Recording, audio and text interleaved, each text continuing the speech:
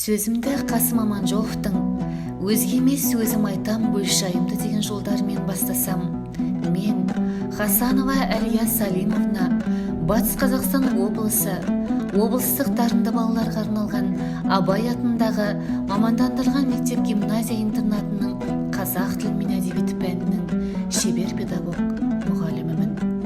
Білім саласында педагогикалық қызметті тәуелсіздіктің алғашқы табалдырығымен бірге аттадым. Осы жылдар ішінде сонау 90-шы жылдардағы сан түрлі қиыншылықтарды басымнан кешіп, тәуелсіздікпен бірге менің де ұстаздық жолым өсіп келеді.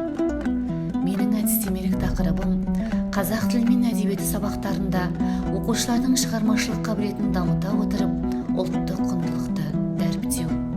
Осы бағытта атқарған қызметімнің ерекше қырларына тоқталсам деймін.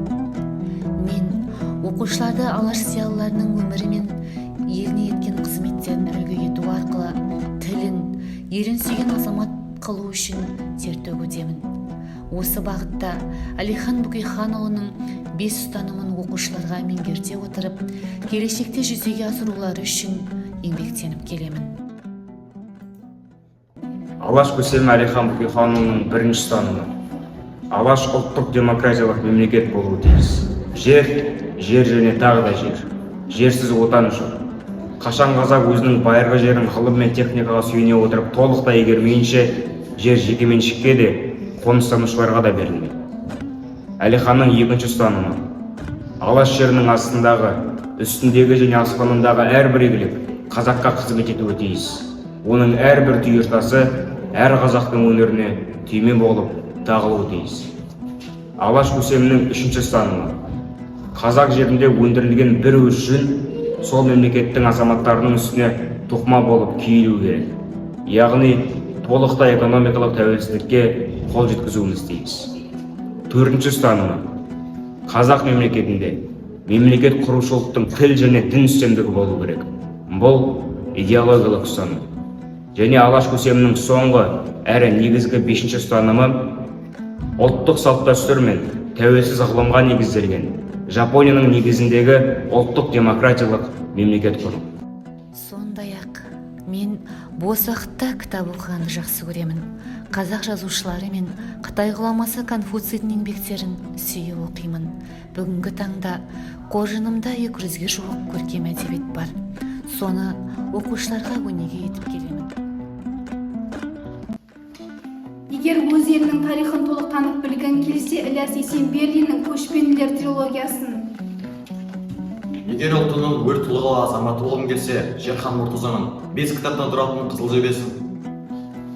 Егер халқының салт-дәстүрі мен әдет-ғұрпын танып білгің келсе, Мұхтар Әуезовтің «Абай жылы» роман-эпопеясын. Туған жеріңнің қыр-сырын танығың келсе, 5 кітаптан тұратын Хамза Есенжановтың «Ақ жайығын» оқуымыз керек.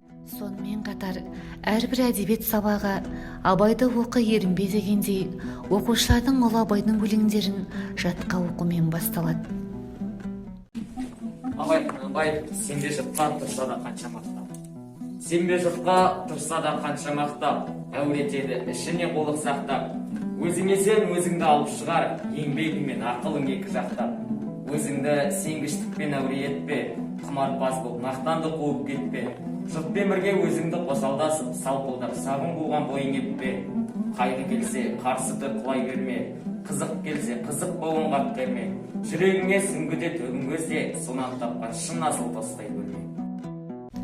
Педагогикалық ұстанымның ендігі бір саласы гимназия ер балаларын еліміздің патриоты мен ұлтжанды азаматы болу үшін әр жыл сайын тәуелсіздік күнін оларға рухты өлеңдер оқыту арқылы өткіземін. Түркі қағанатын құрған ұрпақпыз. Біз түркі халықтарының жерін сақтаған ұрпақпыз. Біз қазақ халқын құрған ұрпақпыз. Біз қазақ халқын аман алып қалған ұрпақпыз. Ұлы ұстаз Әл-Фараби, ұстаз мейлінше шешен, өнер білімге құштар, аса қанағатшыл, жаны асқақ және ар намысын ардақтайтын, жақындарына да, жат адамдарына да әділ, жұрттың бәріне жақсылық пен ізгілік көрсетіп, қорқынышпен жасқану дегенді білмейтін батыл, ержүрек болуы керек деген екен. Ел болашағын ойлайтын тұлға болуына атсалысып келемін.